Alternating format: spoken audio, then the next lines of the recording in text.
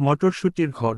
এক সময়ের কথা, এক ঘন সবুজ উপত্যকায় ছিল এক আশ্চর্য সুন্দর ছোট্ট গ্রাম।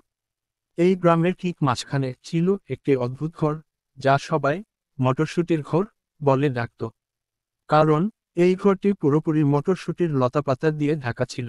বসন্তকালে যখন মটরশুটির ফুল ফুটত, তখন এই ঘরটি হয়ে উঠত যেন স্বর্গের এক টুকরো। এই ঘরে থাকত এক দুষ্টু মেয়ে, নাম তার লিনা। লিনা ছিল গ্রামের সবচেয়ে কৌতূহলী মেয়ে। সে সবসময় নতুন কিছু খুঁজে বের করতে ভালোবাসত। তার সবচেয়ে প্রিয় জায়গা ছিল মটরশুটির ঘরের পেছনের ছোট্ট বাগান, যেখানে সে বসে বসে বিভিন্ন রহস্যের কথা ভাবত।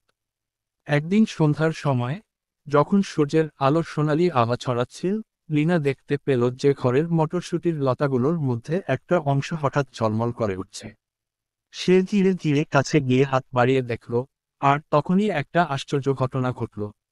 লতার মধ্যে থেকে একটা ছোট্ট দরজা খুলে গেল। লিনা অবাক হয়ে সেই দরজা দিয়ে ভিতরে উকি দিল।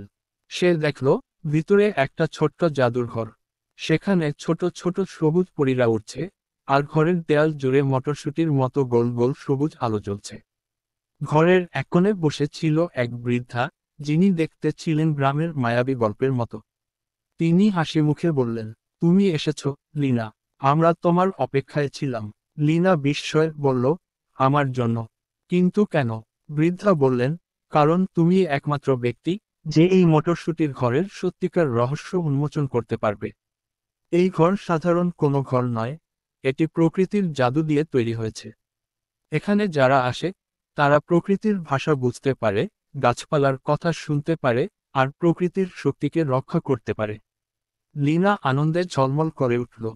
সে জানত, সে সবসময় প্রকৃতিকে ভালোবাসে। সে জিজ্ঞাসা করল, আমি কি করতে পারি? বৃদ্ধা বললেন, প্রকৃতি ধ্বংসের পথে। অনেক মানুষ গাছপালা কেটে ফেলছে, ফুল নষ্ট করছে, প্রাণীদের কষ্ট দিচ্ছে।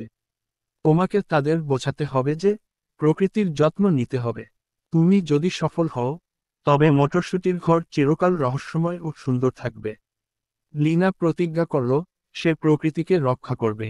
সেদিন থেকে সে গ্রামের সবাইকে শেখাতে শুরু করল কিভাবে গাছপালা লাগাতে হয়, কিভাবে ফুল ফোটানো যায়, আর কিভাবে প্রকৃতির সঙ্গে বন্ধুত্ব করা যায়। ধীরে ধীরে গ্রাম আরো সুন্দর হয়ে উঠল, আর মটরশুটির ঘর থেকে মাঝে মাঝে রহস্যময়ী সবুজ আলো বের হতে লাগলো, যা সবাইকে মনে করিয়ে দিত, প্রকৃতি বাঁচলে আমরাও বাঁচব। আর লিনা, সে হয়ে উঠল প্রকৃতির সবচেয়ে বড় বন্ধু, যে মটরশুটির ঘরের জাদুর কথা মনে রেখে সারা জীবন প্রকৃতির সঙ্গে কথা বলতো।